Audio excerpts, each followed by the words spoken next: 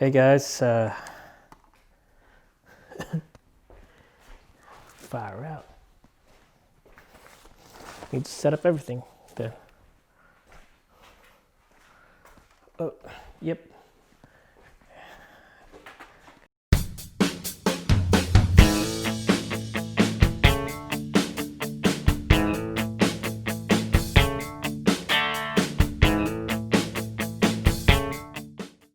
Kumusta diya bay?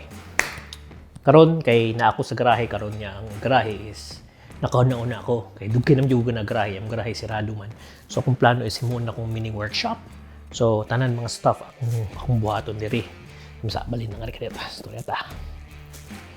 So first of all, kani siyang garahe namo, daghang kay echo. So di kay siya nindot sa sound. Nag-lab mic kay ko or jargon stuff, nerdy stuff. Nag-mic ko nga rin kay kung storya akong microphone kan sa camera mo echo niya mo naglaing paminawon ba ngut mo echo baka ano po sago ka paminaw pero bye na ako'y bagong kanang bagong playlist which is mga DIY or do it yourself bisaya pa buhat na buwang ka ana so magbuhat ang mga DIY stuff na rin sa and sometimes naman ni auto nga rin usahay so, problema ko but for now wala auto ugma na auto. Basa po na din kung basta magbuhat ko dagang stuff mari ako nalimpyuhan.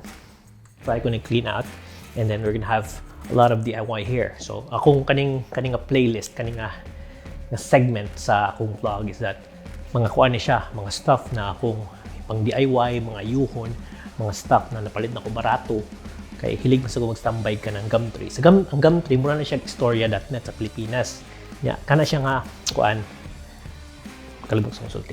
Kana siya nga site kanang daghan na siya mga barato so palit ka lobo ka pwede barato pwede $10 na siya mana mo style ka ginanabay nya kanang akong ginabuhat is tira akong price na ubos low ball ba and kalimtalan ako dili ka ng stuff nga kinahanglan din ako kanang stuff nga pwede ra ako mabuhi kung wala nya kanang barato ra kay palit na ako so ako nang low ball after pila ka weeks months or ambot give in na sila. So, diri mo ning segment na itong storyaan na siya. Yeah. Usahay, baligyan na ako. Ako nang i-release sa inyo ang baligya. Ako nang limpyuhan na baligyan. Maka-price ko. Basta ko diskarte. Usahay, why kayong diskarte. So, diri tanan na ito ibutang saan siya playlist or segment or sa channel. Anyway, let's start with one thing right now. Karon, kanang nanginahanglan kog table nga rin kay ako ning mong workshop daghan ko mga projects nga rin akong magkabas ko magunsa so first ako nga project is kanang kinahanglan kanang workbench so akong gibuhat is pipalit ko workbench ito ko kanang sa Facebook pages pa kanang market adi kay sa Gumtree ko kita kung nga pili kanang ibisaha ba pili barato ko na pili kanang pili ni siya $5 lang nya tan-aw ko table kita ko nindot kani subos kung pwede $5 lang nung nanatag-iya hindi ko pwede kung sige na kay wala akong bili mahalin na sa yan karon lisod kay nakita kay mga tamuan na so $5 yan na siya sige kuha na lang $5 so muning nakuha na ko study desk nakapait ito niya isang ilang balay hagdan kayo niya magbungtod ba so daladala ko sa bungtod. But anyway, $5 nakuha din ako siya. Karon akong problema is akong plano ng buhat ko na is ako nang parang gabas ka abas, drill tangan ako mga vice.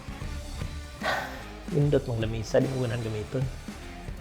So maghunt na sa guglaeng kanang lamisa nga last pag nga worth $5. Moy akong gamiton. As for now, computer table sa lisod. Anyway, nasa taylaan nga ribay kini. Swagon na di. Kini siya. Kini nga table, what makita? Hindi makita. Ito paduko nila. Kini nga table siya. Kini siya. Hinatag ni Marlon.